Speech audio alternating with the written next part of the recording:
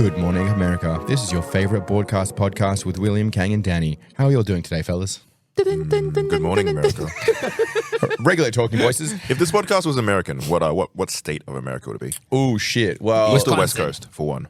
where's them, like... We're Western Australia, so we're West Coast adjacent. Austin, Texas? Texas. South? Yeah, we're Texas. Right? We're Texas. Are we like Southern drawl enough to be Texan? Yeah, we got a lot of farms. Which state do you think There's has the farms most... all over America, bro. Which state has the most Chinese-adjacent people in it? Or all of them.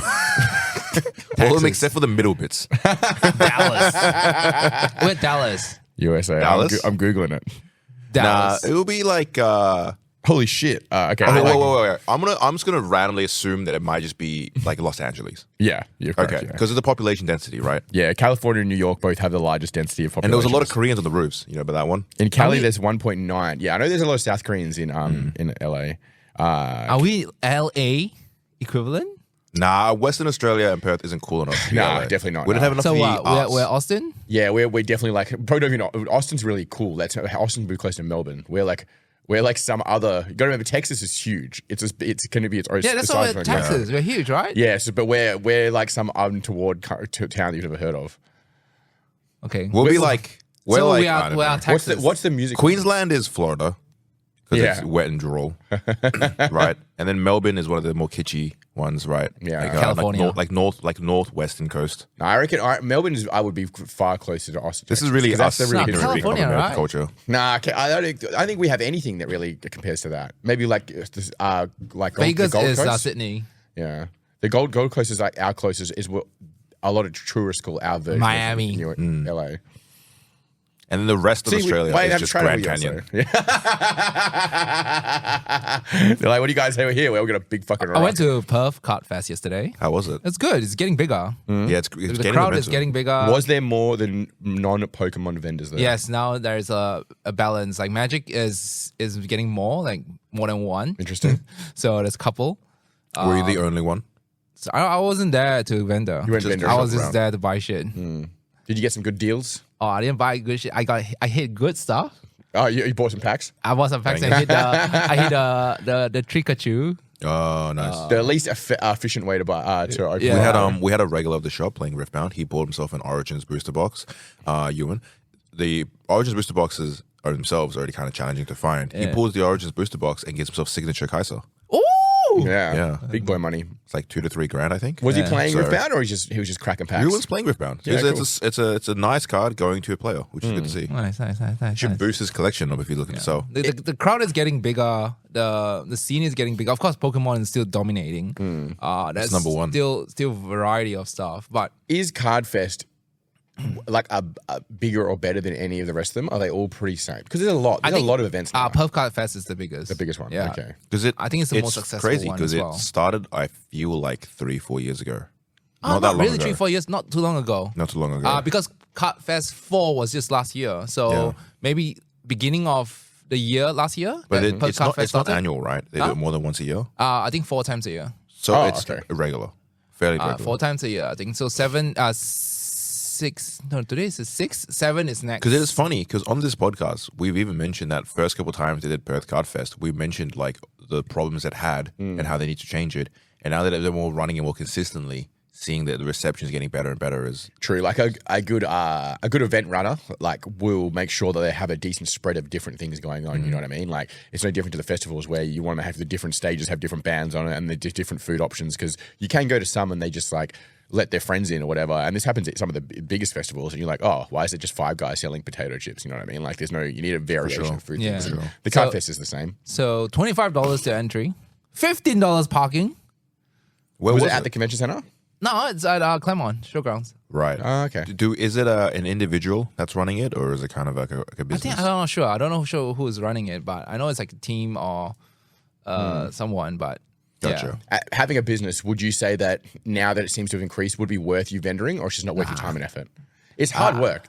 All the events are hard to work. me, vendoring it's your ROI is, I don't know. People say they think- make money, but I couldn't calculate. Gotta justify it. Yeah, I think these justify Perth it. Card Fests are straight up for individuals. It It's is like good. sole vendors, just like individual trying Yeah, to move that's right. collections and move cards. Okay. If As a you're always business- vendoring, like you don't want a store, right? Yeah. Then vendoring is really good. Yeah. Like really, really good. Like for me, it just doesn't worth my time because I'm running an online store. I'm really selling it. Like I don't want to like do double inventory. Yeah, I see Like, I that. don't want to sell there and then remove it, sell and remove, sell, remove. And I don't want to separate out inventory. It's just too much work. It's it's like the food chain, right? We have the at the start of the food chain is like the distributors sending out stock to ourselves because we're like brick and mortar shops, right? We can actually buy these things in wholesale and sell it to customers and sell it to vendors. And then the vendors, because they can't get wholesale, they have to buy at MSRP value and then sell out of Try and manipulate the down. shops. Danny, the you card fests. you are very experienced in this, right? So let's say if I get a team of 4 to 5 people Yeah. working on a weekend, right? Like so Yeah. Saturday is a weekend. So how would you like how? Yeah, I'm a big salaries only guy. Yeah, It is the weekends is I think Australia really significantly makes a huge problem for the free market of productivity. And you could say it's taking advantage of staff members, but it's also the thing is like people who want to go do these things on the weekends have to have these things provided to them some way. And Yeah. it's the same as when we talk about like obviously being in hospitality when you have public holidays, and is it viable to earn to have somebody open on a public holiday when it's 3.5 times their regular wage? So like for example, one of the young girls that works for us at the shop, she did the public holiday Monday, and that was 3.5 times their regular wage. So she earned more that day than I take home for myself a week. And I was like, how the fuck do I sell that many burgers to justify this? And it wasn't. It was really just to basically help her out. It's like, you know what I mean? Like it was just to be open so the customers know we're open, and you don't really make any money across that. And I know like cafe owners. I've got quite a good friend in Melbourne, and he's down by the Foreshore, a fairly prominent cafe. And sometimes on those days when they have probably 16, 17, 18 staff members on, their wage bill's astronomical, man. yeah. That's what I was thinking. Like how do you actually break even? They don't. The reality is, it's like you're just staying open almost as a loss leader to promote Provide a yourself. service. Yeah, So for some sort of like a marketing. It's almost more like a confirmation that you're still alive, because then people who might come later will still, if your doors are closed, it's like all you're doing is then allowing people that might come to your place to go to somewhere else, and then their regular place is not open. Because especially like when the public holiday, we push it onto a Monday or Tuesday. I think one of the most prominent things of the Australian market being so hard for business is I've been sending Kang a lot of videos of in-store games, like hobby shops in America. And like what they can get for their bang for buck for rent is fucking crazy. Like some of the big sports like card stores, huge, like immaculately set up, like shop fit outs. It's like furnished to look very presentable. So plush, you know what I mean? And it's like, and these places are selling the exact same thing we are, but just to obviously higher density populations a lot of the time. But even some of the ones in like random states in the middle of Ohio, which wouldn't get more, like you look at their events, you can go onto their Facebook events and gauge kind of like what they're doing in their event schedules. That's my question, right? I always ask the same question. Like how do you guys sustain? I joked about Like, it. I mean, but I'm not talking about yours because I know you're running very lean. Yes, I run very lean. Yeah, I'm just talking about those In general, who run yeah. like 4 to 5 Staff. staff members, and how on earth do you sustain? That's the thing. I always see that anybody who's in business is either good or bad, and then it's like they can be good or bad in a different way. Like I always keep a very lean team, and it can make it really hard. I appreciate that it puts a lot of pressure on Kang and Kurgan and the other guys when there's an event running and people trying to buy stuff and there's kind of a lot happening at once because you're just one person. But the problem is outside of that, say 6 o'clock to like 5:30 to 6:30 kind of time period where you could probably have 3 staff on. Yeah.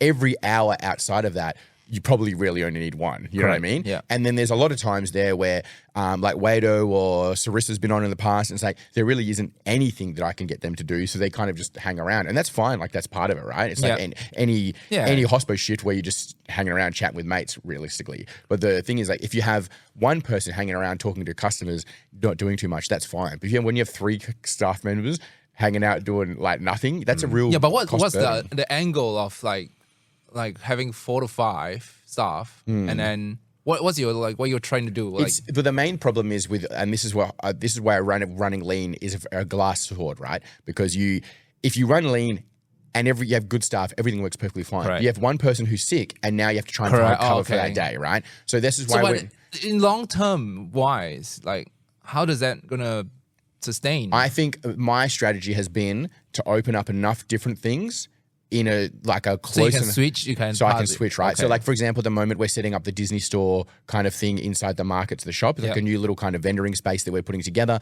The idea is there's a bit of like nuance to it, but really we needed storage for Burger Boy. So we've created, they didn't want us to just create one of their like vendoring places to just be a storage area because that wouldn't look very good. So we've turned the inside, the back area of it into a storage area and the front to be a shop front of a separate thing. And then Sarissa, for example, is going to come back and work there for us. And then the idea then is if Izzy or my son, who can't work on a Saturday or Sunday, is sick, I can take her out of the Disney place, which isn't as much a priority, and put her into a place where it is a priority. And then it's the same thing with the restaurant. Like, you know, I've worked very slowly, and for some people, like, it's like a glacial speed with the restaurant. But the idea is I want to train up a few good staff. And then if you can have 2 or 3 places that require chefs at the same time, you can then move those chefs around for each other. Because the thing is like, something like that Kang's been incredibly helpful with is like most people want to take holidays. Like I owe this man probably like 5 months worth of holidays. You know what I mean? Somewhere there. Which is like one of these things. I'm just appreciate that. It's like I want to go on an enlightenment trip. Well, man, and that's the thing is we're on the way being able to set ourselves up. Like as Kang transitions more into just doing the website stuff, we can train someone up to just do the website stuff, and then once he's in a position that he trusts the person to be able to pack the orders and send them out, he really can go take 5 months off and go going to traveling. Nepal. Yeah, you can. Yeah, the absolutely. eternal challenge of any of these businesses is good people. Yeah. Like people who are reliable at work. And there's so much to be said about finding someone who has an attention to detail when it comes to certain things and a level of responsibility. I think like an onus on themselves to be like, hey, when I'm doing work, I'm responsible for what I do and what I produce. Yeah, for the output to be good. For the output to be good. Because it's one of those things where if I wanted to get someone who can just pick and pack things, anyone can do. Yeah. But to have someone that has a level of responsibility to be like, hey, if I'm going to be picking and packing, I'm going to have that attention to detail to double check my work. Yeah. And also have that level of responsibility to be like, hey, if something goes wrong, it's my fault. I can actually come up and present that and like we can resolve an issue. Because there's so many times I've worked with people in the past where it just it's natural, right? Things, you know, especially when you're working in like big businesses, like companies and such, where people will be like, "Oh shit, a mistake happened," but it's not my responsibility; it's someone down the line's responsibility. Yeah. And that's just such a bad attitude to have in any sort of business because we need to fix this issue. It needs to be your responsibility. Yeah. And then obviously, I'm also just very pedantic with these kind of things. So for me, I would like there to be no issues at all, but that's not realistic. You know how there's like a conspiracy theory where they're all like lizards? You know, like there's we're lizards. My true belief is that we're all weasels. Humans have a natural tendency to be a weasel, and they'll weasel their way out of anything that they feel is a problem, right? So it's like when something goes wrong, and I worked at Woolworths. When I worked at Woolworths, I was a staff manager, so I had a lot of people there, and I've worked in a lot of festivals as well, and like these places where you got much larger populations of people. When I was running shed crews up north, the same thing. It doesn't matter what kind of demographic, age, nationality, race. It's all the same thing, right? Something goes wrong. The human nature is to not want to be blamed for it. Yeah. So even if it's directly your fault, I've seen people back themselves out and find any excuse for it not to be theirs, and I never get mad at it now. It can be very frustrating, but I can see that it's just the human nature of not wanting to accept it. And the reality is, like, I've realistically never ever been mad at anybody who's done something wrong. But when the times I get frustrated is when they can't accept they've done something wrong, or they've tried to hide it, which inevitably heightens the problem significantly. And like the amount of unfortunate incidents I've seen people have where it was a very minor thing that went wrong, but because of their inability to like suck it up, come to me. And I'm a good bloke. Like when people make problems, and they come to me, I'm not going to like rip your head off. I'm like, all right, I'll always try to fix the problem first, and then we can like debrief about it later. So I try not to give that thing, because it's important to me as someone who is a team leader to make sure that I feel like my team can come to me and communicate and me not be a fucking dickhead about it, right? I think the classic young lad job is hospitality, right? Like everyone's like the classic job is you start at fast food, you work in Macca's or whatever, and that was your first gig. Similar to mine, my first gig was working in fast food. I worked in Red Rooster. And then you would see it all the time with just things going wrong, but then someone goes, "Oh shit, I clock off now. Goodbye," and then head off. And it's like, as much as like, yes, it's not your responsibility anymore, and it's not your problem anymore, it's someone else's problem.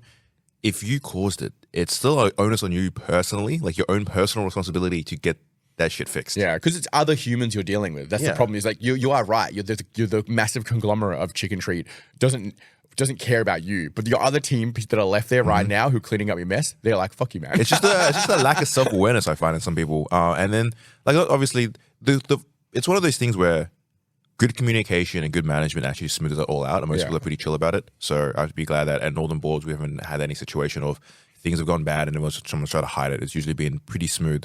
But obviously, going forward with MB Collect, finding a good person, that's the challenge. Yeah. Did you do like a hospo job when you were young?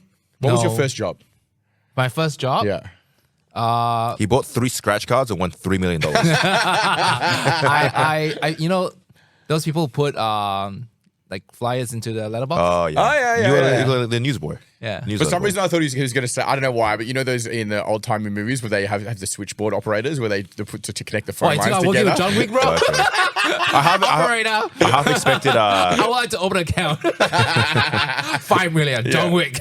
I half expected William to pull like that Jordan Belford, like classic story of like, I was a lemonade stand boy and I made a business selling lemonades. You know, and the like a millionaire rolls past, he's like, I like the cut of your jib, and then they just like exile straight away. So there was this in Malaysia, I'm assuming? Yeah. How old were you? Maybe 16. Did your parents really drive you to go get a job and start learning? No, my parents didn't want me to get a job. Oh, really? Yeah, they want me to focus on like studies. School? Yeah. You were also going to uni to do the computer things. Do you remember what the first big thing you spent money on? Big thing I spent money on? Yeah, like as a kid, like at 16, what were you saving up for? Nothing really. I know mine. You were already smart with money, mate. You didn't have like a thing in mind. Yeah, my first paycheck immediately went to buying a PlayStation 4. That was my first paycheck. I didn't have like I just like probably nothing. Probably at that time I was not into like I was playing Magic, but I think it was like a downturn. Were you saving Magic. up for a car? Did you have like 16? You know, like, but you know, at 16 in your mind, you're saving up for something. 16. Nah.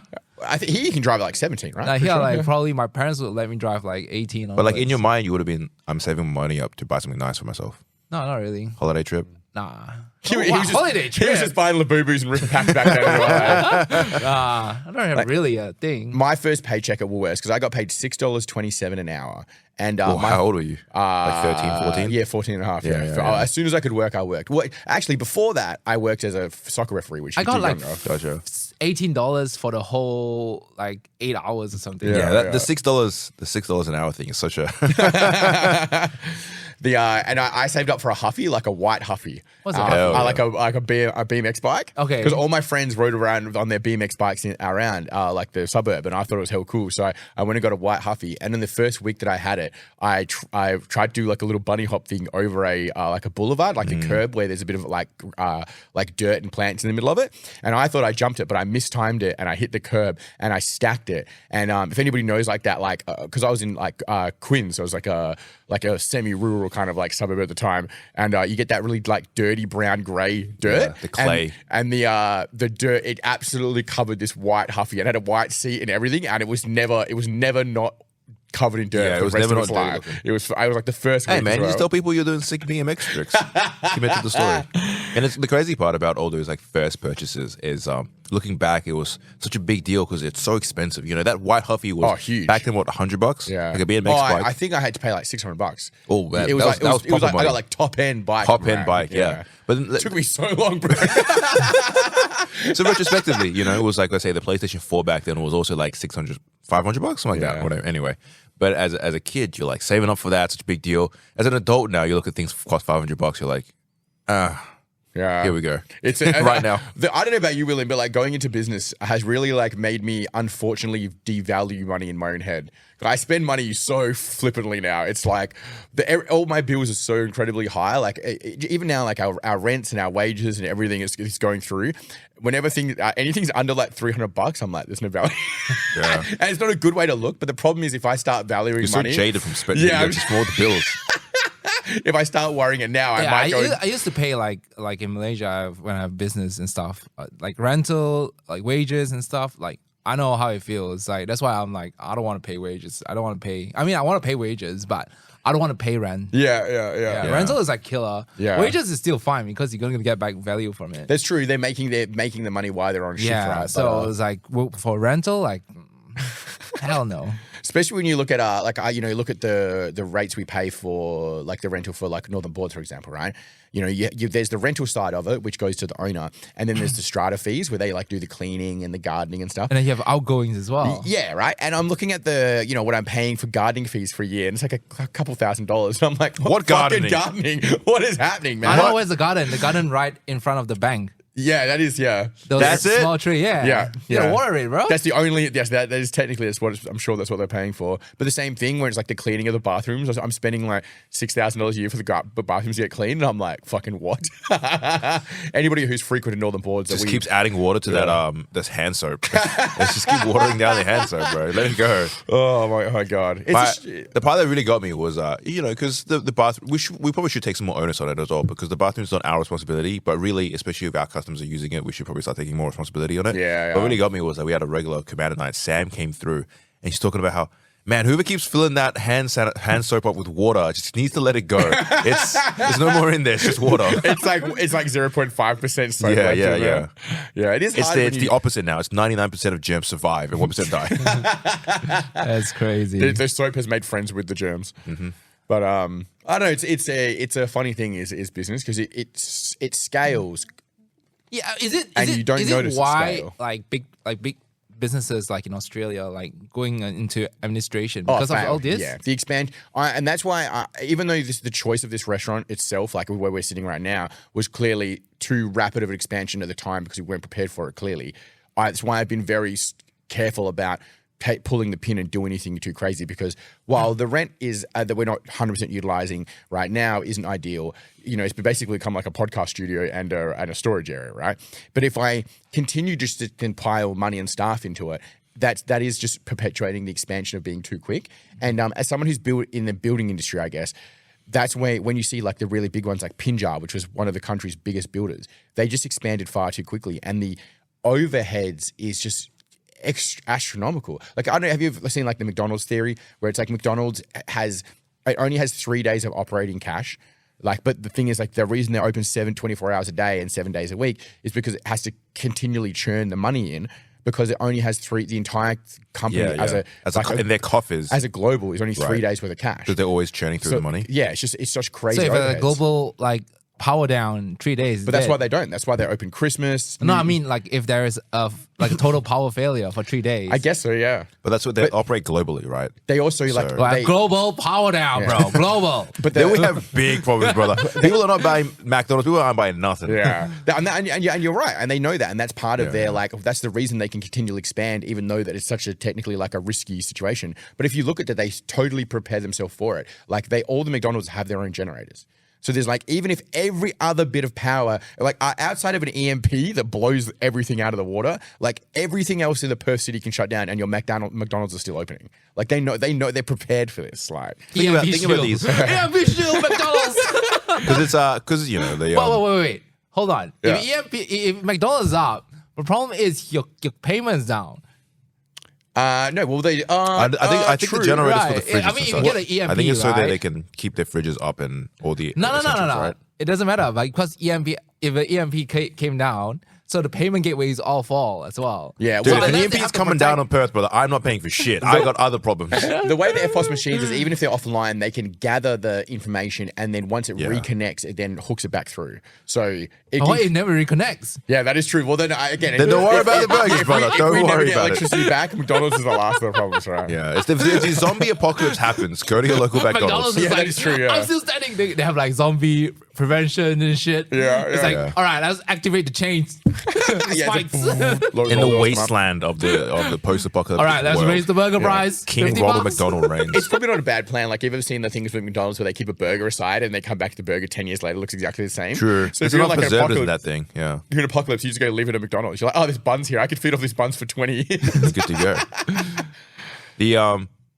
So I think with these massive billion-dollar businesses, they have a lot of accountants that do the maths, right? And they understand the value of cash flow versus just having it in the bank. Yeah, well, that is literally when they start to fall over as the builders, and that's why you see a lot of like when these. Again, I can only speak from experience more than anything else, but like when you see these massive building companies, you start to notice it months and months, if not years before the problem arises, because you start to hear tradies who are getting paid regularly, like subcontractors of subcontractors of subcontractors, the lowest end of those, which often it was actually us because we're delivery drivers, we're the cheapest and the last people to arrive, the hardest to follow up. Their bills stop getting paid. Like a year ago, all your bills are getting paid on time. For some reason now they're a day or two late, and then 6 months from now they're a week late, and you're like, oh, interesting. And then you start hearing of like, Will you be like, do you call it a sign? Like, let's say you always get paid on time, and there's one time that's going to be delayed. Then would you stop working for them? we stopped working for large corporate builders a long time ago, and I'm talking because I literally can't go into it too much because it's far too much information, but. We've been burnt by multiple hundreds of thousands of dollars over the years. Like my truck business is a company that's been in business for 17 years. We've had some incredibly large corporate contracts, and we used to run many, many trucks. Now it's just me and a couple of guys that do it, that I manage. But we used to have 13 trucks that we owned, and probably 13 to 15 more contractors. So quite a large company, really. And because of that, I would say, like any business, when you have a small, compact team of guys, you can really pick and choose your work a bit more. But when you have a much larger team and you have to try and keep them employed and moving at all times, you're accepting lesser quality work just to make sure you pad the day out, right? And we definitely did a bit of that. And over the years from businesses going, we've lost a lot of money. So like we got contacted by a very large construction company probably 2-3 years ago, and they wanted us to work for them. And but the payment terms were 3 months. Ooh, and 90 days. I was like, nah, brother. And I literally said to the guy, I was like, nah, I'm not really interested today. And he's like, oh, don't you want this to work? Like, it'd be huge for you guys. I was like, yeah, but I need to eat tomorrow, my man, not in 3 months. Like, I don't know what you reckon. And I think if you have a really again, you have a big building company, like I'm sure some of the mining ones the same, whatever. I don't know. I've definitely heard in different industries, it's different, right? I know because I've looked a lot into, say, getting a branded some sort of like food item and then selling it to Woolworths or thing. And I think Australia has legalization rules around it that are a lot more stricter, but in America it's really bad. I listen to a lot of these business podcasts and talk about it. So let's say you get a product into Costco, you have to like let's say it's a soup, right? You make a soup line. You have to make your soup. So then you've got to pay the people who's going to like for the fruit and the veg and the meat. And then you pay the company that then puts it together. And then you've got to pay a canning company, right? So all that has to be paid. And then now you have a can of soup that you can then sell to Costco. You then have to give it to Costco. And then Costco has a 60-day term that they will sell it. They'll either pay it for you then, or once they sell through a certain amount of inventory, depending on if it's a large scale item. So if you're selling like trampolines, right? It's when they buy it in, you got 60 days. If it's a small scale item like soup, for example, using, or cans of tuna, whatever it is, it's when they sell through an X amount percentage of stock that's on hand, and then they need to reorder. So you have all these huge, massive upfront costs, but you might not get paid for. You've got to pay money out to begin with, and then by the time you get your money back 60 days later, it could be 3-4 months before you get paid. Right? Yeah, and you have to have very large like coffers to keep your cash flow going. Correct. And that's why all of those industries are designed around, like the alcohol industry is the exact same way, is to try and get such a good brand and hit your marketing so well, you want to get bought out by one of the larger companies like Unilever or whatever as quickly as humanly possible. So like in the whole world, for working from the like the alcohol industry, there's 3 major companies in the whole world, but 2 of them own almost everything, and it's Asahi and CUB. Those 2 companies have basically almost every alcohol that you can possibly think of. And the like Asahi brand, which you can just buy Asahi beer, which is quite funny because that's like, it's not like it's an umbrella brand, it just is a brand, but then it has bought every other brand. It was just most dominant, right? Yeah, the big fish ate all of the fish. Yeah. And the entire, like when we go into like when you start Eternal Magic and we start Northern Boards and MB Collect, the goal is to create a job for ourselves that we don't mind doing and we can continue on for a period of time. A lot of the other business strategy when you start a business, which maybe this is what you're probably more business minded than I am, realistically, William. The idea is to get in, create a business, and then exit. The exit is like a big part of a lot of people's real business plans when you have them. And it's like, how do you create a point and prove X value, and then you can go to a much larger company. Maybe you go to like Card Kingdom and then sell your company to Card Kingdom, right? And in a lot of businesses, the exit is baked in from the beginning. If not, it's the first step that you think about. How I'm going to work for 5 years. I want to get to this X amount of value, and then I can go to Unilever or whoever it is, CUB, and I want to sell my business to them. They're going to give me $20 million, and I've worked for 5 years to make $20 million. I can retire. And that's when you look at really big industry leader, like serial small business starters, that's often what they do. And it's like quite often you'll see them go and buy other companies that have already started, have been running for 2 or 3 years, but the owner of that business is like burnt out and they don't want to continue. So they'll buy something that already has like the first 25%, 30% work done, and then the other person come in and then who has a bit more experience, fix the books up, hire fires, you know, because quite often you start and you just hire mates or you're working with mates and they're kind of like, some could be good, some could be bad, right? But you have posterity, so you keep hiring and paying them, even though realistically, you know, like this is not the right way to do this. Yeah. Going back as well to the Costco thing as well, it was a revelation for me when I learned that the big retailers in America, Walmart and such, they actually don't buy in the product. No, never. Even positioning themselves like Kmart in any of the big malls, right? Because they're anchor tenant, right? They get to demand terms as well. Correct. Yeah. They get like, I want the first year to be free. Yeah. Because they are anchor. Because the shopping center has to have these shops around. Otherwise, that's right. No so point. anchor tenants are like always the one demanding the terms, not the more like the smaller ones get to be like reverse. Like the center will be demanding like, hey, you gotta pay us this rent. You gotta refurbish your store every 2 years. You gotta pay us a amount of percentage of your sale every year. Because they don't. It's the classic who needs who. Yeah, correct. Yeah. So the center needs Kmart, Woolies, Kohl's, and Big W. Yeah, right. That's like minimum. Those are like your anchor. Correct. Because that's the reason why you go to shopping centers, right? Correct. But yeah, so the places like Walmart, when they're stocking up products, they don't pay anything to have it on the shelves. They don't pay for it until it gets paid for and scans and leaves the shop. Yeah. Which means that like big shops like Walmart, there's like almost very little risk for them to stock anything. Correct. It's all on the person who owns the product to try and sell it and move it. And also, it's why Walmart and such, they don't care if things get stolen. Yes. They didn't pay for it in the first place. Yeah. So maybe they'll have like certain contractual agreements to say they have to provide security, but they don't care at all. Have you guys seen how they sell collector boosters in America? No. So you know how we have the scene boxes where it's the Oh, they multiple sell in the cards? box. The big Yeah, The collector boosters, individuals come in one of those scene sized boxes, which for people listening, it's the size of like, what would you call it? Like a small pizza? I don't know. Something like Is that. this It's like an A4 page. It's Yeah. a mini collector box. Yeah. Oh, Yeah. no, it's bigger. No, it's it's bigger. bigger than a collector box. It's big it's enough. It's big enough that it can't It's just fit in your flat. pockets. Yeah, and the idea is you can't DAC it, right? Yeah. And which is very funny. And because we're like even our store is probably the most egregious versions of it because most of the game stores in like Perth, like I know the good games, usually have the collector boosters in like a glass kind of case. cabinet. Yeah. Ours are just like there, and like we have a very fluid. It's behind the counter, so you got to get through us. You got to do us. You want to get the Yeah, boosters. assuming we're there or paying attention. But like we have a very fluid customer base. Where Like, the camera is there. yeah. It's funny, like with Kurgan starting, he's come from a far more larger commercial, like proper business, right? Like I don't want to say we're not a proper business, but he's come from Games Workshop, which is a multinational billion-dollar corporate Yeah, company. exactly. Right? And we have a very fluid relationship with our customers. Like I truly like, while they are our customers, they're community members, they're friends. There's people we've known for a long time. So like it's very frequent, which is very irregular for our customers to till themselves out on our things, which is fucking insane. Like most places won't even let.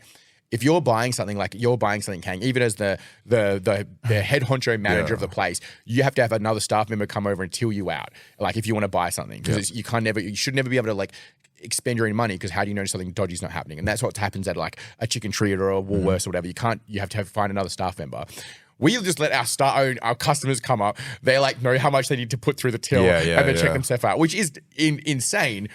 These days when Riley grabs a can, I just look over and I see Riley hit the throw a can option, beep, and then just walk away with the can. I'm like, you should be right. And that's like, I don't want to wait for you guys. Yeah. It's gonna take like 5 minutes for get a drink. It's gone so far that some of the customers, when they do, like the ones that do it regularly, when they don't do it and they look at me, I'm like, what do you want? But then you have Kurgan come across and he's like, very rightly so, being like, this is insane. I'm like, yeah, it is actually. But it also, I know. I think it's a cute little testament to how different the social situation of these places are, because it very much is like, I think like when I always see it, right, Riley, for example, who we've known for a very long time, and I would say is a good friend. If he's stealing from me, I've got bigger problems. You know what I mean? Like I think it's hard because you also if a business is too lax and they create opportunities for things to go wrong, it's kind of unfair on both parties because like everyone's human and it's like maybe you'll just forget this time and then it's like they'll feel guilty about not coming back next time and doing it or whatever, or they'll ring because we've had customers call back later and be like, oh, I grabbed a can, I forgot to pay for it, which is always super appreciative. You know what I mean? It's one of those things where that can happen, and if you create too many situations where mistakes can happen, then it's almost putting the guilt load onto the other person. Where if you just have good procedures in the first place, things won't go wrong.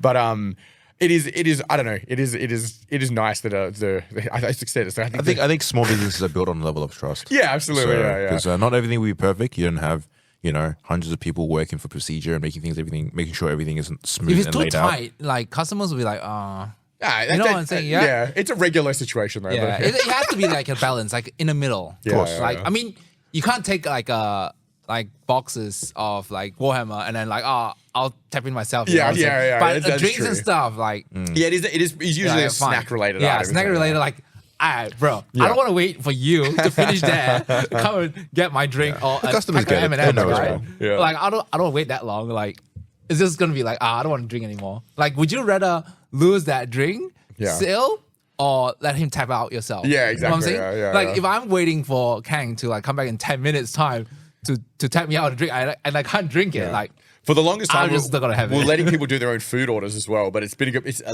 little more complicated. There's more people involved. Yeah, because as we've the scaled kitchens a come bit. up and be like, guys, what the fuck? what is this special order? Yeah. Like Mark Cheng would quite often, he would do his own food orders and then would come up and be like, I told you guys it was sold out. I'd be like, I didn't even know he'd put an order in. But I don't know. It's nice. I think it's no different to any other job. Like I'm sure you've all had jobs where you like the people there and everything ran a lot smoother, and you go to another place and it's a diabolical shit show. So I don't know. I guess a balance. Balance is good. I was like, I've been in many businesses where just like you said, like when you're like, how are they doing with 4 staff? Like, how is that possible feasible? I've been in so many businesses where I'm looking at their bottom line and the numbers they're turning and the staff they're on, and I'm like, I do not understand how this is going. Like, you guys are in the red every year for years. Like, what is happening here? Or you keep pumping money, or if I mean like if you have Realistically, yeah. if you have The money has another to come from business, somewhere, right? You can pump the money, but what if this is like your only business? Then where you get the money from? Yeah. Well, then that's why you liquidate. Is it from pre-order money? You know what I'm saying? Yeah. Well, we've heard of that. Just keep chasing. You just keep chasing the next Yeah, thing. so You've got like you're money using gone, like cash flow. Okay, so I've been in the pre-order business for a very long time. Right. So a lot of times pre-order money is the bane of business. Absolutely, yeah. All right, it's money that you shouldn't have. Yep. And you're not supposed to touch it. This is why I'm always grilling Kang over like the spreadsheets about like not grilling him, but like I'll constantly ask questions about how much of this is paid, how much is not, because it's like a false sense of security when Correct. there's money It's in the not- bank, it's and you're not- like, but it's that's not not your your money. money. It's gone already. What's the word I'm looking for? Insolvent, right? When a company's running insolvent. Insolvent means they're like running, but they can't afford their outgoings. Yeah. Yeah. And it's technically in Australia that's illegal, but it's realistically. It's funny because an entire country can run insolvent. Yes, correct. Yeah. Well, also a business who survives insolvency and gets to the end was just a very good businessman. Yeah. Because every business starts insolvent. Like if I spend more money this year on shop fittings, so I'm in the red. Technically, I ran insolvent the entire year, but whatever. Right. Yeah. Sorry, as you were saying. So what was I saying? You're saying the pre-order money. Yeah, Yeah, the yeah, pre-order yeah. money is never yours. You're by right? So if let's say you let's say imagine you do a pre-order for The Hobbit, right? Yes. And then you took in like master case. I mean, 24 boxes of pre-order money for Yes. the master case. That let's say it's $1,000 each. Let's take it easy, Yeah, right? yeah. So there's $24,000 there. That money shouldn't be touched at all. It should be in another account. But when the bill comes, you use that money to pay for the Hobbit. Yep. That's how it's supposed to be. But Yeah. for a lot of business, for I think most of the business, what they do is, I got 24 grand to spend. Yeah.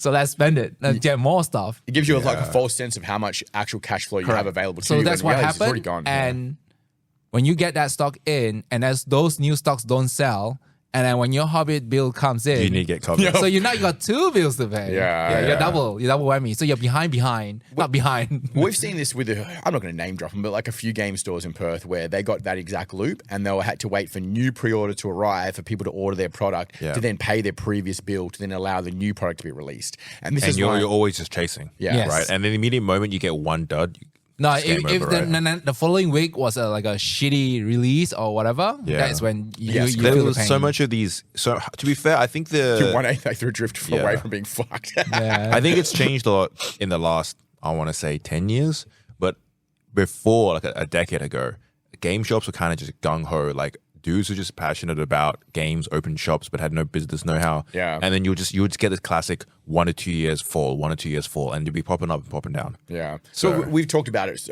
on this show at least a few times, but like it's like most people that want to work in a hobby business have no business being in business. Yeah. Well, there's this, you get the classics, because we're in hobby and we talk a lot to our customers. You get regulars of people who talk about, hey man, it would be their dream to open up a game shop, or they would love to open a game shop someday, but they have no business know-how. Yeah. And it's one of those things that until you even I have no business know-how, but being behind the helm of like Northern Boards for a while, I've definitely picked up what it takes. Yeah. Like I wouldn't say that I have business know-how, but I understand now what it takes to run like.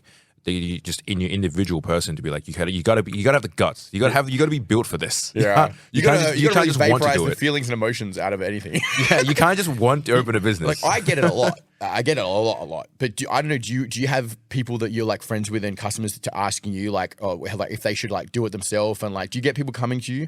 It might be a little bit different because I'm a bit more face forward.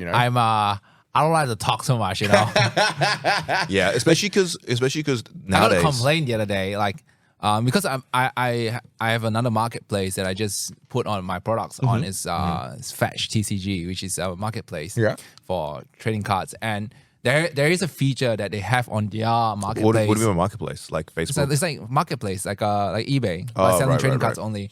So what happened is they have a feature on their site that says request images. So customers can press on that and request the actual image of the card for your store. Yep. And I have like a bazillion of them, and I don't reply to them. And what happened was, customer actually like messaged me on my like Facebook, like, "Hey, what do you guys don't reply?" I reply to what? You're like, mate, I'm just gonna wait for someone to buy who doesn't need a photo. Like, I don't know. I was like. It's like, I want to look at a $10 card photo. I'm like, nah, bro. Yeah. I'm not going to do it. Yeah, This is like, we talked about this. Like, when you said you were charging $2, I was like, $2 is not enough for me to get up and go find the card and take a photo. I knew it was too low. $2. $2 are like just preventive, preventive costs. Yeah. $12, But now $45. I do it like everything that's $300 and above. I do it for free. I'll put it. That makes sense. Absolutely. I have a section in my website called the featured high end where I take pictures specifically listed with the photos. listed with the photos. Like it's there. If you want it, you can buy it straight away. That's our plan for any sort of a high value. Like high is end, listed with like a photo. that, I'll do it for you, no problem. I understand if it's a high end card, blah blah blah. Bro, okay, fine. totally get it. Totally. But get I'm it. not doing it for like $5 card, $10 card. 100%. I want to look at the corners and stuff. Like, hey, bro. Like, please. I think it was like the first day or two when we're packing cards. It took me ages to find a card. I think it was an S card, to be honest with you, which is the largest, seems to be the largest, collective of cards that start with S, right? And instantly I was like, there's got to be a better way to do this because this was fucking hard work. It's like, and that's me. The $2 didn't cover the 10 minutes to then go do that. You know what I mean? I want to get paid more than $2 an hour, bro. We're talking about it's either okay. There is a way to do it, but it's just your. The problem is we're not that big to do it. Yeah. And then we are too small to just suck it up. Too big for what it is, but too small to go to the next level. Yeah, correct. yeah. So that is the issue. Like, yes, there's better ways, but that better way is just way too small. Is the better way that you're thinking of it is like that batching method that I've seen people It's not do? batching. Like, it's just pretty much every set has you go by S, but every set. Okay. That's another way. kind of what we're doing at the moment, but I'm already planning to A/B sort S. But the problem is you have way too little cards for each set. Yes, correct. That yeah. is the issue. So you have like, you have more blockers than you do have it things. becomes like, why am I so many I'm things like that? planning to A/B sort the big alphabets like S, T, M, a couple of the very common letters. It's very easy. What you do is for a big set, you separate it into two piles. Well, that's- yeah. Foil and non-foil.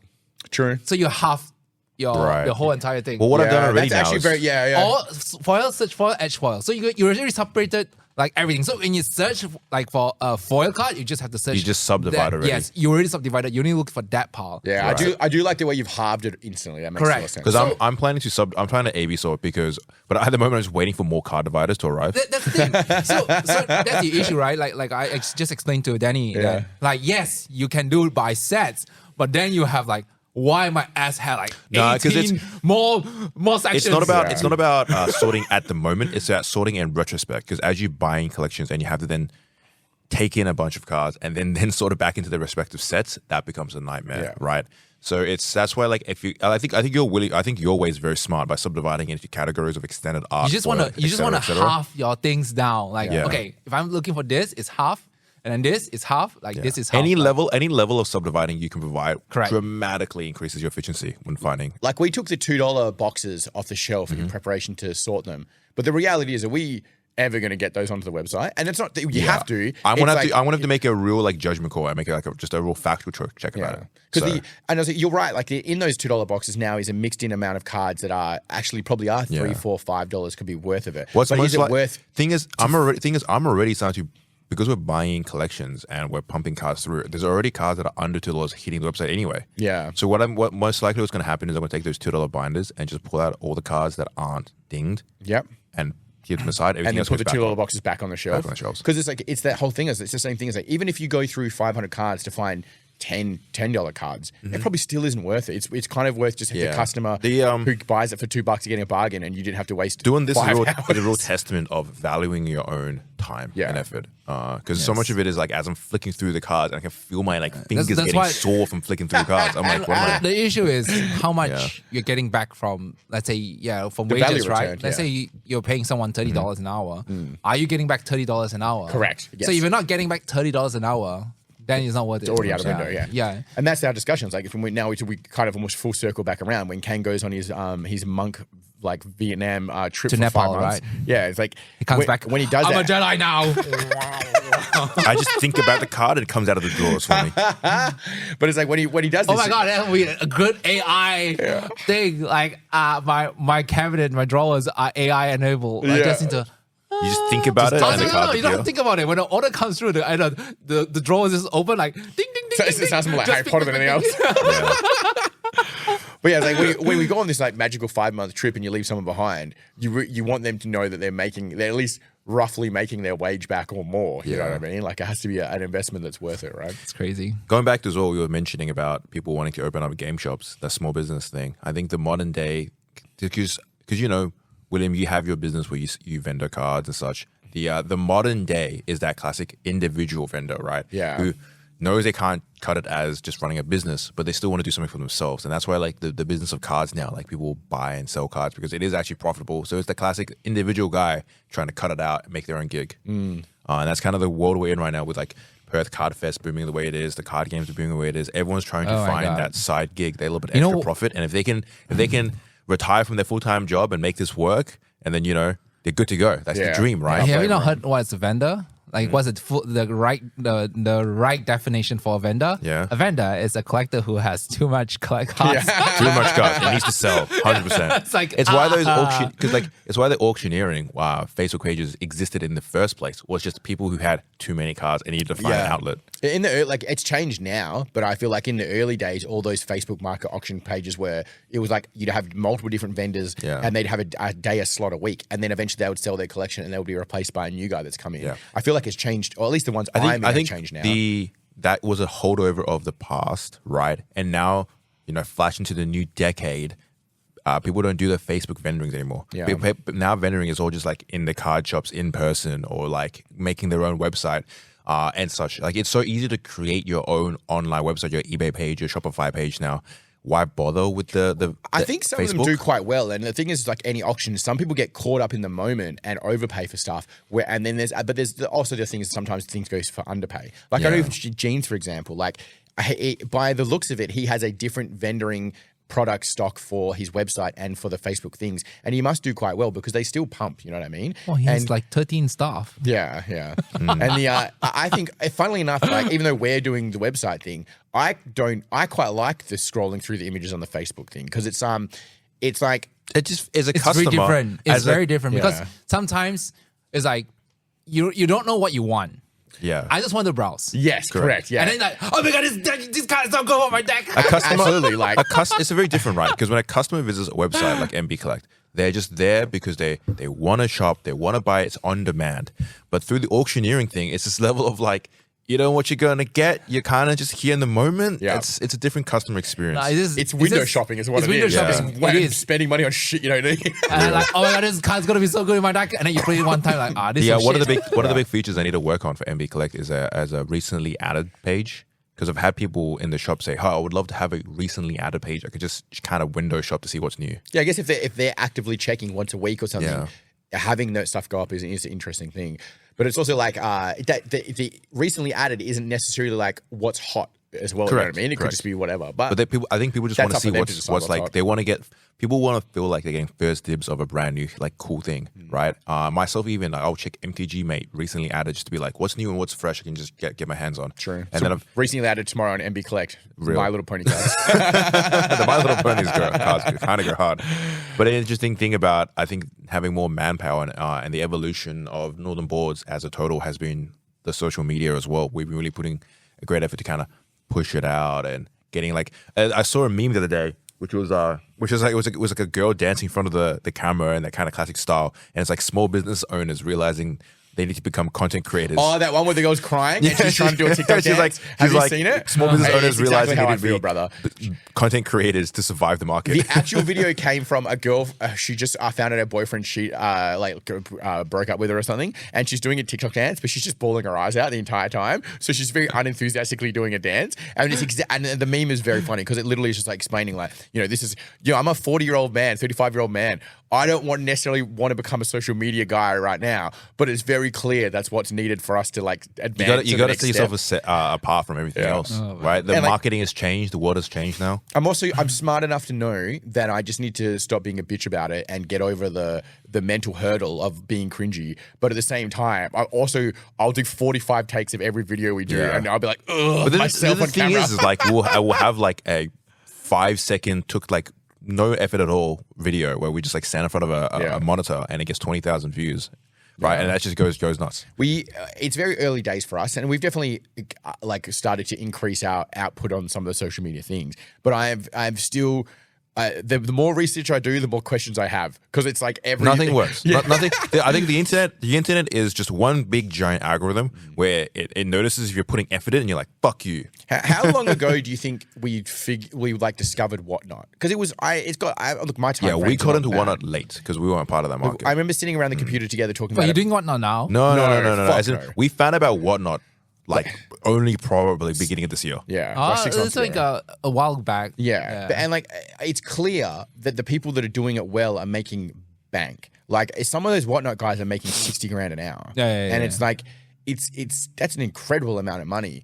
I think maybe for me, I'm just being old manny, and the same reason I haven't used TikTok is like I think maybe I just need to get someone younger and cooler to do it because I just can't. I just can't be me. You're not wrong. Like, you're have not wrong. you- have you- subcontract it out? Got any interest in doing any of that stuff? No. It's why social media managers exist. You really have to have a personality. So I have a friend who went listed by doing Facebook Live. Yep. Listed. This means that they went on contract by Facebook. No. Listed.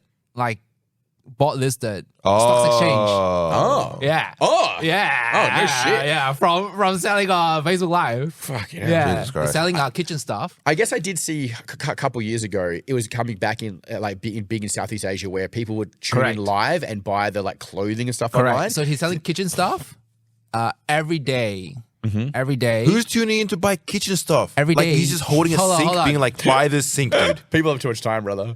Every day he sells 350 to 400K worth of products. Every it's day. fucking- so it's- 1 month is about It's the daytime TV It's the equivalent. daytime TV Yeah. thing again. 30 you just phone 30 in odd and buy your million. sink. 30 odd million a month. Fuck the formula. It's In timeline sales. is cyclical, bro. Okay. We're going back to the old thing again. They It's just had like a gigantic warehouse. and stuff. You know what it is? Yeah. It's people aren't sitting in front of TVs anymore buying random stuff It- for it TV, is- but they're on their phone. Like you have your dad It is the scrolling his QBE, phone. right? Like the Yeah. yeah. It's Yeah, just pretty absolutely. much like a telly. Your nan would be watching Dr. Phil and halfway It's through it, there's an exactly advert the to buy same. Yeah. air fryer. Whatnot is just a dedicated platform. Yeah. Or eBay Live is You dedicated. just gotta get that FOMO, dude. You gotta be like, you gotta get this right now. If you don't, you're gonna miss out. Yeah, I get a lot of adverts for eBay Live, and you can see like in They're there, aggressive, very yeah, aggressive. and you see like the Good Games Morley Live selling. crews in there, and a few other like You got to have like a personality to sell. yeah. Cool. I Course. feel like I tried it. Like I just want to do it. Or big but boobs. I was like, I feel like you've got it. Like I'm just too lazy to do it. it is hard. Like I think my problem is that I need to like amp myself up into do that stuff. Whereas like when we talk here, it's very reactive to each other. But I'm not. I think my normal status quo as a human being is very quiet. and eBay reserved. Live is really good to sell your $1 to $2 cards. So if you spend like an hour, you probably get back few $100 worth of Right. like Sure, yeah. $100 card. Like just above an you average just, wage, you just so put it yeah. up like I put it on like a 15-second Yeah. auction, Mm-hmm. and then every auction will put It's up the- by a few seconds. Yep. So people will be like $1, and then $2. Sometimes you get But you, $2 but you $3. don't have to be there, right? It's just an automated thing through Wait, eBay. what do you mean you have to be there? You have to like You show have the to- card. Yeah, you have It's to. live. Live selling, brother. But Then you talk so about a in car, my you know? in my mind, it's the classic case of return on your time, right? So in your position, William, Yeah, if you once just- you have someone that's able to actually start managing most of the picking and packing and the regular day-to-day affairs of Eternal Magic, and then you can take your attention towards doing the eBay Live and running Correct. these things that take you dedicatedly your time. Right. You know what? It's 2026. Let's make a fake AI woman that's very Yeah. attractive, and let's have her sell them on one. That I was don't- that was a strategy on Twitter, right? X or whatever. Some Yeah. guy made a bunch of money, but just like made an AI persona and just slammed it. With like Most of the conservative eBay America. Live, like the sellers do AI as well. So sometimes when they hit big, and then their screen turns into like AI, they're the going to special DJ and effects. stuff. And stuff. That's pretty cool. It's Yeah, pretty cool. yeah. I was like, I'm pretty entertained, but yeah, you. Anything to grab attention. That's why we're dancing in front of a camera. Yeah, What? That's a camera? my No, we haven't danced. Fortunately, we've all kept our dignity so far. Cool. sure. I don't know if I like. I'm not very keen like going on social. Yeah. Like, I was The like, what was it? The random video of me pulling cards out for some reason did 6,000. Low interaction, but 6,000 views because I don't know who the fuck's watching that. But then like I edited a video last night. It took me like an hour or two, and then it goes like it's like 2,000 views. I'm like, oh sure, whatever. Yes, that's exactly how I feel. Like I'll spend hours doing one, and it just whatever. It's like a couple thousand on And Instagram. then, yeah. Oh, 6,000 views is pretty good. yeah, We had one hit 21,000. Damn. Yeah. I'm up to 65,000 weekly impressions at the Wow. moment. So, but it is we've Chugging forward. yeah.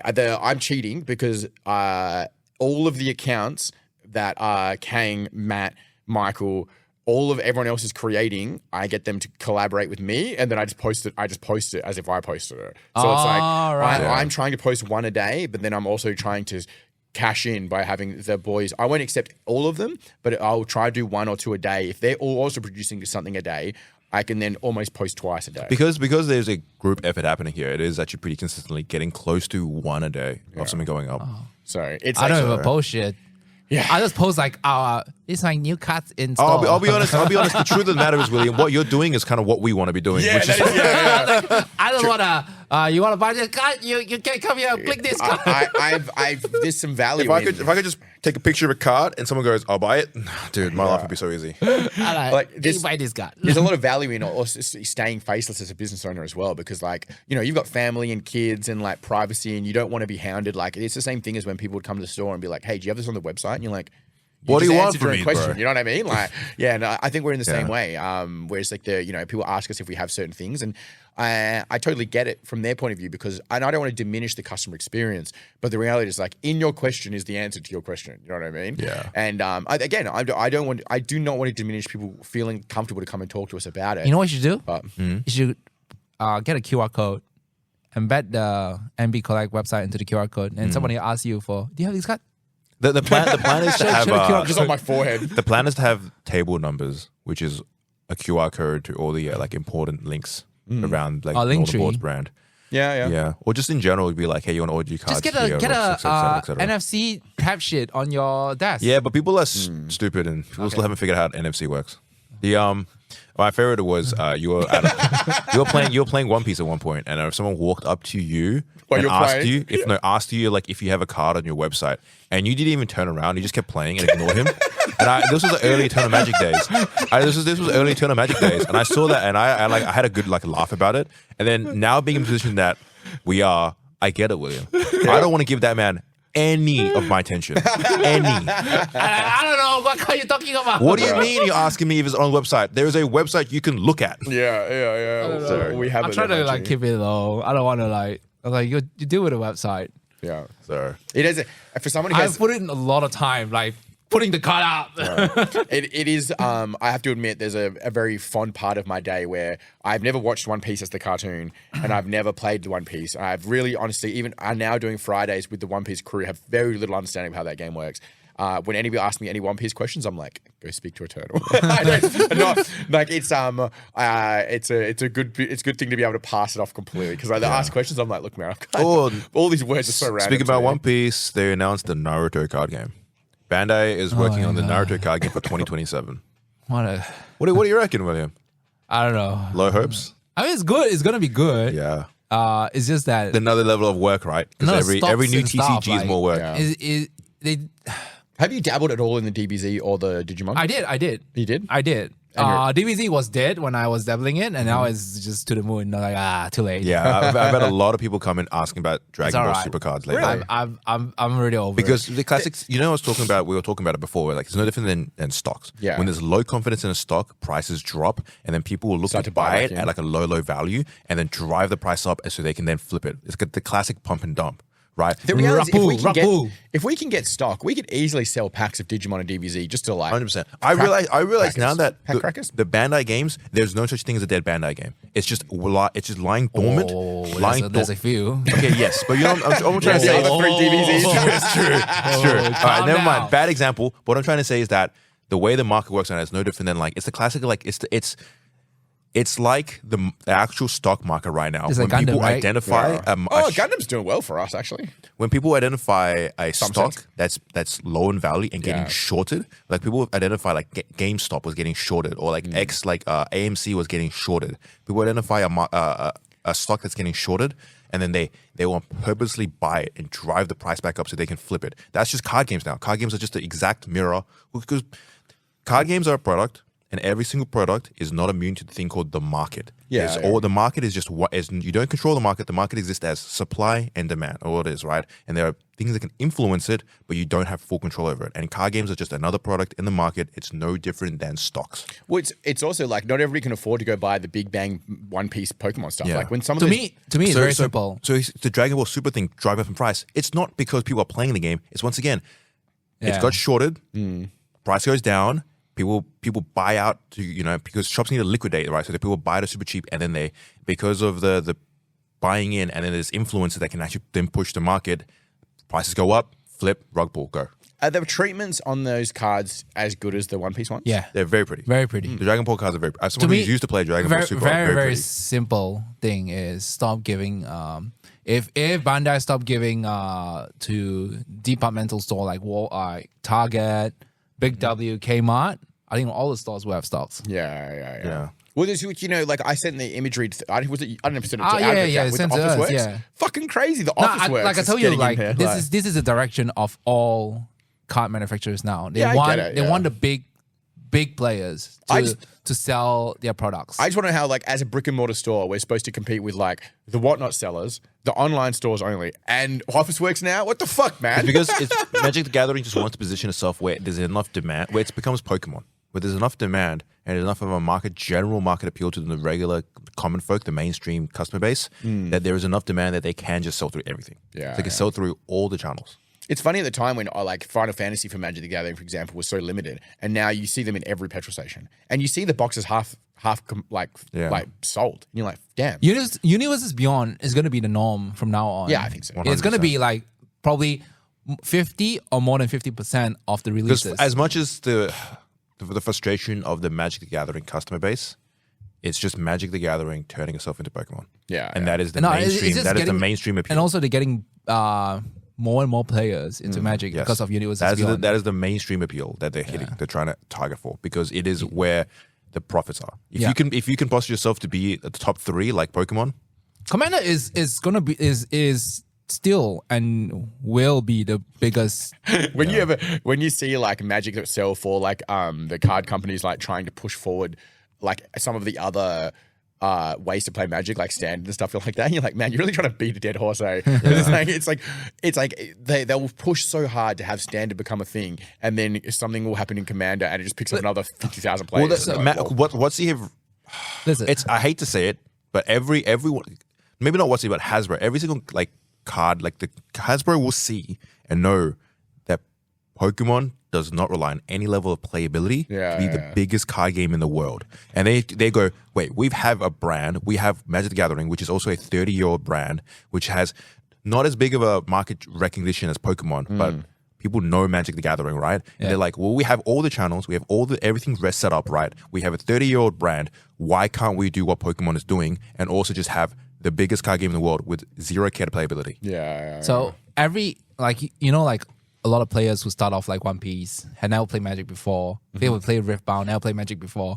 But after they play a little bit of Riftbound, they play a little bit of One Piece. You know where to go back? They go back Magic. Yeah. You know what? Which format they pick? Commander. Yeah. Because it's the It's only cozy. format where you play 4 people. You get to do a lot of shit. You get to do combos, responses. Thematic, everything. You can do whatever shit you want, and you're not locked by stuff. So you have freedom of like creativity and stuff. So a lot of people will go back to Magic and play Commander. Yeah. And that's why Commander is growing in such a the game, the TCG game that you come back to. Commander really just locked itself into like some of the really fun board game CCG games where it's like it's a card, Correct. it's a deck building game, and you play with your mates, and there's a group of people. And They there's just the locked their way limits. into It it. limits us too. It's Magic not like the Gathering figured out how to become a social game. Yeah, Correct. yeah. And that's when that was the number one thing. And becoming a social game means you have mainstream appeal, because the average Joe does not want to go out and get completely wiped by some guy's $1,000 deck at a tournament. They don't have the cortisol left to like have a stressful day at work and then get wiped in a tournament. Yeah. So I heard from another podcast that they say that What? You listen to other podcasts? Yeah. Bullshit. and then they were saying like, okay, golf used to be the like social game, right? Where Golf. you talk about business and stuff. And then this guy was saying, now Magic the Gathering has become like Commander Nights, like private Commander pods has become like the social like thing now. Like you people talk business deals during Commander Mates games. get together. Yeah. Yeah, you two will be like doing your thing. Well, I'm doing my turn. You two will be chatting about any all sort of business. So. Yeah, I think that's how like you got time to talk. Yeah. And I also think men, the same way that people talk about men aren't good at talking to each other, right? If you get 4 men together or a couple of men together, it's that joke about when you see your friend for the first time and your girlfriend grills you after, like, oh, how is he? And you're like, you don't know if they've had a kid and this kind of stuff. It's because like men don't tend to talk about their feelings as much as like women do, right? In general. And then sometimes you find it strange to be able for men to sit down to each other and just talk to each other. We're like, we had to put a podcast thing in front of us for us to do it. You know what I mean? Like, it's like, it could be. This is Sunday therapies. Yeah, average guys can find it awkward, and I totally understand it. I've been there as well. Like, that's why drinking is such a big subculture of a lot of blokes getting together. Excuse me. And if you don't need drink, the activity. Yeah, the activity of the doing the game while also chatting to your mates is a big social driver for men. 2 in 1. Yeah. So it's like playing golf and chatting, but this is like iron response. Yeah. I wonder how many big business deals were dealt behind like a poker table. Yeah, you know? absolutely. Yeah, 100%. Yeah, it's just people hanging out, and it gives you something you can focus on in the meantime, which cuts out the white noise of the awkwardness of when there's nothing going on in the Dude, conversation. this is just a complete tangent. This is right before we end. I was watching a poker tournament where apparently like in Southeast Asia, it's very common for like big players at a poker table. You're just playing your poker game and then you're getting a massage at the same time. You're lying down, like you're full relaxing, and just someone's just giving you like a neck and shoulder massage while you're playing poker, and you're just peak relaxing, dude. Man, I don't think I've ever had a massage where I didn't fall asleep. So I don't know if I'd be a big poker player at the same time. Alrighty, we're at an hour and 10 minutes marks, gentlemen. We've had this is a real business. Yeah. The business episode. Things. Yeah. That's good. And the truth of the matter is, how much do we actually know? Fucking. You That's why never know. anybody Whatever, asks bro. me any questions, I'm a truck driver, man. I don't know what the fuck We're all you're on about. we started this episode with how ignorant are we about America? Like if I had to name more than like 6 states, I couldn't. Yeah. Yeah. I was because the World Cup's on and there's the what do you call it? It was the funny Hey, tweet. Australia almost won. Yeah, I know. This guy, no faith. FIFA. Yeah, they had no. Well, I was correct about not having the faith. So But they didn't lose like getting trash. that game was trash. They 1-1. played like trash. Should have swapped the goalkeeper. What's your last hope now? What's your hope in FIFA England. now? I reckon England's got it. They've got All right, it. England. They have a chance. I believe in Where you The will. Simpsons. Portugal versus I think Mexico. Yeah, Portugal yeah. versus yeah. Mexico. Or Or Mexico. was it Portugal Okay. versus Japan? I think it wasn't it. No, Mexico. Oh, was it Mexico? Okay. All right. FIFA time. Up the England. Go England. All right. Take it, y'all. See you, bye. See you around. Bye.